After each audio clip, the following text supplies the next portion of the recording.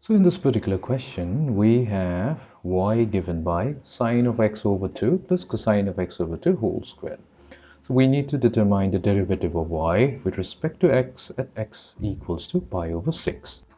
The first, we are not going to substitute the value of x, which is pi over 6, into a given equation. So what we're going to simplify it. So we have y.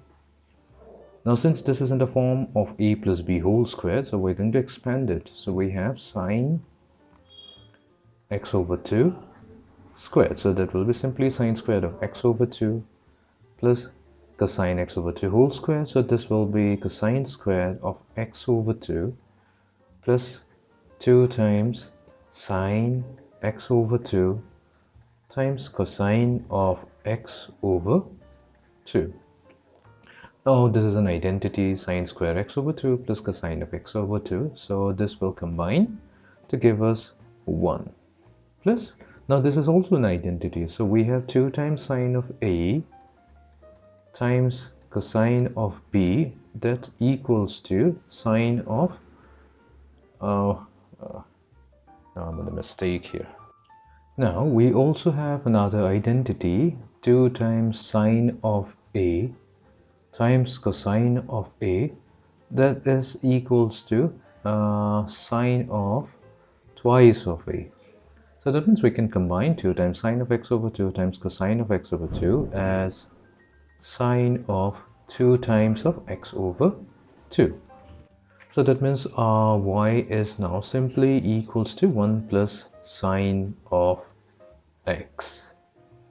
Now we will find out the derivative of y. So dy over dx is equals to the derivative of 1 plus sine of x, which will be equals to the derivative of 1 plus the derivative of our sine function. Now the derivative of 1 is equals to 0, it being a constant, so we have dy over dx. Let's write it down here. So we have dy over dx is equals to the derivative of the sine function, which is simply cosine of x. Now we are going to substitute for the value of x. So for x equals to pi over 6, which is 30 degrees, so we have dy over dx, which is written as x equals to pi by 6. So this will be equals to cosine of pi over 6, which is 30 degrees, and that value is square root of 3 over 2. So let's do another problem. So we have y given by 2 minus 3 times cosine of x divided by sine x. Well, we have to find out the derivative of y at x equals to pi over 4. So let us begin by first simplifying a given function. So we have y equals to, so we're going to separate the numerator. So we have 2 over sine x minus 3 times cosine of x divided by sine of x, which will be y equals to 2. Now 1 over sine x is cosec x minus 3 times, now cos of x over sine of x is the cotangent function, so we have cot of x. Now we are going to determine the derivative of y.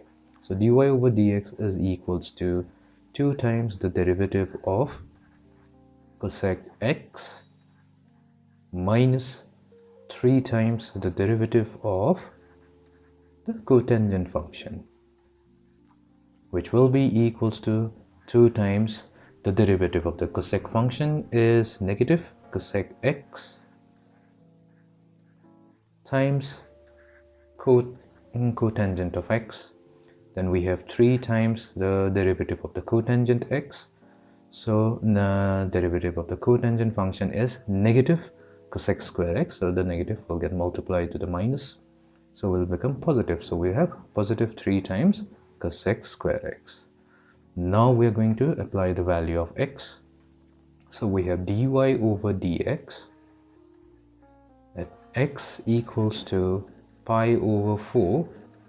Our value will be negative 2 times cosec pi over 4 times cot of pi over 4 plus 3 times cosec squared pi over 4. So we have negative 2 times cosec pi over 4 is cosec 45 degree is square root of 2 times cot of pi over 4, which is 1, plus 3 times, so we have cosec squared, so that will be square root of 2 whole squared, and that is going to give us negative 2 times root 2 plus 3 times 2, which is 6. So we have 6 minus 2 root 2. So this is the value of the derivative dy over dx when x is equals to pi over 4. Let us do another problem. So here we need to determine the derivative of y at x equals to y. So we begin by first finding out the derivative of y. So we have dy over dx, which will be equals to, so the derivative of the first term will be 2 over 3, so that's a constant, we are taking it out, times the derivative of x raised to the power of 9 minus 5 over 7 times the derivative of x raised to the power of 7 plus 6 times the derivative of x cubed minus the derivative of x, which will be equals to the 2/3 of derivative of x raised to the power of 9 will be 9 times x raised to the power of 9 minus 1, which is 8, minus 5 over 7 times 7 x raised to the power of 7 minus 1, which is 6, plus 6 times the derivative of x cubed will be 3x squared minus the derivative of x, which is 1. So we have 2 over 3 times 9, so the 3 and 9, that will give us 6. So we have 6 times x raised to the power of 8 minus 5 times x raised to the power of 6 plus 18 times x squared minus 1. Now we're going to determine the value of the derivative at x equals to 1. So that means we have to substitute the value of x with 1. So we have 6 minus 5 plus 18 minus 1. So that will be 6 minus 5 is 1. The 1 and negative 1 will get cancelled, so leaving us with 18. So this is going to be the value of the function at x of the derivative of y at x equals to 1. Let us move on to the next question. So here we are given that if y equals square root of x over a plus square root of a over x, then we have to prove that 2xy times the derivative of y is equals to x over a minus a over x. Now let us begin by considering our given function. So we have y, so we're going to simplify it. So this is square root of x divided by square root of a, so that's the first term, and for the second term we have square root of a divided by the square root of x.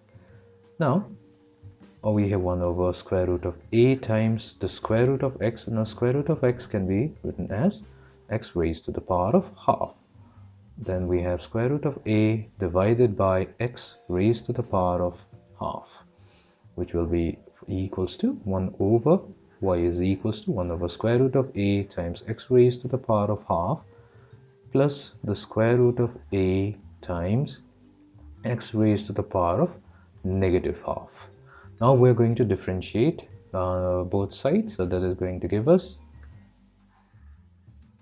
so we have dy over dx, so that will be equals to 1 over square root of a times the derivative of x raised to the power of half plus square root of a. Now a being a constant, we have taken it out from the derivative to the outside of it, times the derivative of x raised to the power of negative half. So that will be 1 over square root of a times half times x raised to the power of half minus 1 plus the square root of a times negative half times x raised to the power negative half minus 1, which will be equals to 1 over square root of a times half times x raised to the power of negative half plus square root of a times negative half times x raised to the power of negative 3 over 2, which will be equals to 1 over 2 square root of a times x raised to the power of half minus square root of a divided by 2 times x raised to the power of 3 over 2.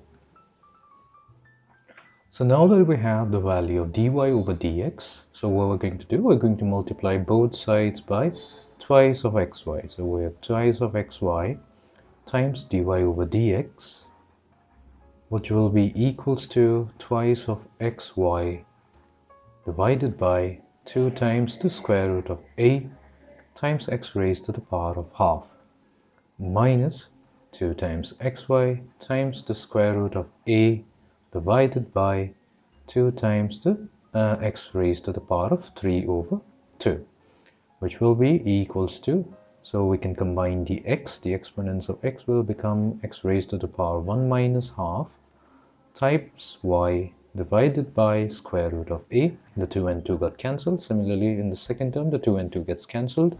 So we have x raised to the power of, let's take the x from the numerator to the denominator. So we'll have y times the square root of a divided by x raised to the power of 3 over 2 minus 1. Now, this is going to give us x raised to the power of negative half over square root of a times y minus y raised to the power of a over, this is positive half. Oops, 1 minus half is positive half. So we have y times square root of a divided by x raised to the power of half. So what we can do here is we can take y as the common factor. So we have 2xy times the derivative of y with respect to x will be equals to, so we have x raised to the power of half, so that will be square root of x divided by square root of a. So we are taking y as the common factor, so we'll be left with only square root of x over square root of a minus square root of a divided by square root of x whole multiplied by y. Now we substitute the value of y. So we have 2 of xy times dy over dx equals to square root of x over a minus the square root of a over x multiplied by y, and our y here is square root of x over a plus the square root of a over x. Now this is an identity of the form a minus b times a plus b, which will be simply equals to a squared. So our a here is square root of x over a whole squared minus b squared, and b here is represented by square root of a over x. So finally we get 2xy times dy over dx is equals to, the square root gets cancelled, so we have x over a minus a over x, hence proved. So here we have the function given by f of x equals to x raised to the power of 100 over 100 plus x raised to the power of 99 over 99 all the way up to x squared over 2 plus x plus 1. So using this function, we have to prove that the derivative of the function f when x equals to 1 is equals to 100 times the derivative of the function at x equals to 0. So let us begin by finding the derivative of f. So we have df over dx is equals to 1 over 100. So 1 over 100 being a constant, we can pull it out of the derivative, leaving us with d over dx of x raised to the power of 100 plus 1 over 99 times the derivative of x raised to the power of 99 plus all the other terms and we have half times the derivative of x squared plus derivative of x plus the derivative of 1,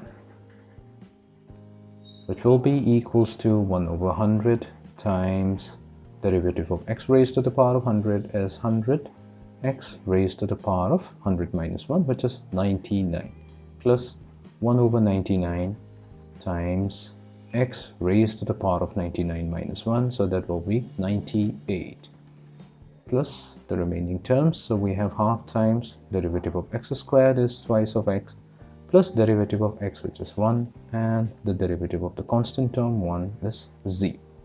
So now we have x raised to the power of 99 plus x raised to the power of 98 all the way up to x plus 1. So one is simply x raised to the power of 0. So that means we have here 100 terms. So there are 100 terms here,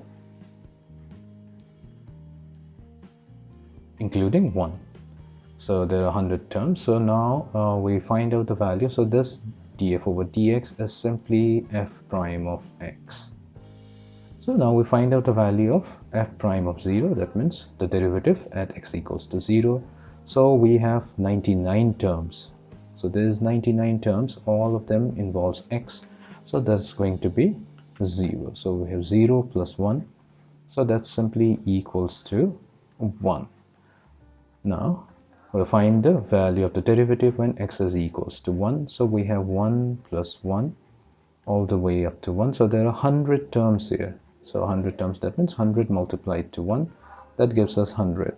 Now it's clear, it's evident from the fact here that f prime of 1, which is equals to 100, is simply equals to, so this is 100, or we can simply say that this is 100 times 1, and 1 can be replaced by f prime of 0. So here if we have the function f of x given by lambda times x squared plus mu times x plus 12. So lambda and mu here are constant. Now it's also given that the derivative of the function when x is equals to 2 is equals to 11. When the value of x is 4, it's 15. So using these information, we need to figure out what's the value of lambda and mu is going to be. So let us begin by differentiating our function. So we have df over dx. So that will be equals to lambda times d over dx times x squared. Lambda being a constant, we can pull it out of the derivative, plus mu times d over dx of x plus the derivative of the constant term, which is 12. So we have lambda times x squared. So the derivative of x squared is going to be twice of x plus mu times the derivative of x is simply 1, and the third term is going to be 0 since it's a constant function. So the derivative is 0. So we have df over dx given by lambda times 2x plus mu. Now df over dx can also be represented as f prime of x. So this is equals to 2 times lambda x plus mu. So let us call it equation number 1. Now at x equals to 2, it's given that at x equals to 2, it is given that the derivative is equals to 11. So let us substitute this value into a derivative. So this is going to give us, so we'll have 2 times lambda times x, so x here is 2, plus mu, this value is equals to 11, or we can say this is simply 4 times lambda plus mu is equals to 11. So let this be equation number 2. Now we take the second condition here, that when x is equals to 2, x equals to 4, our function, derivative of our function f of x assumes the value 15. So we're going to substitute this value into equation number 1. So we have 2 times lambda times x is 4 plus mu is equals to 15. So we have 8 lambda plus mu is equals to 15. So let this be equation number 3. Now we are going to subtract equation number 2 from equation number 3. So that is going to give us 8 lambda plus mu minus 4 lambda plus mu equals to 15 minus 11. So 8 lambda minus 4 lambda is going to give us 4 lambda, and mu minus mu gets cancelled. It will be equals to 15 minus 11, so that is 4. So that gives us the lambda value equals to 1. Now we're going to substitute this value of lambda into equation number 2. So our equation number 2 will then become 4 times lambda, which is 1, plus mu is equals to 11. So we have mu equals to 11 minus 4, which is equals to 7. So the two values are lambda equals to 1 and mu is equals to 7.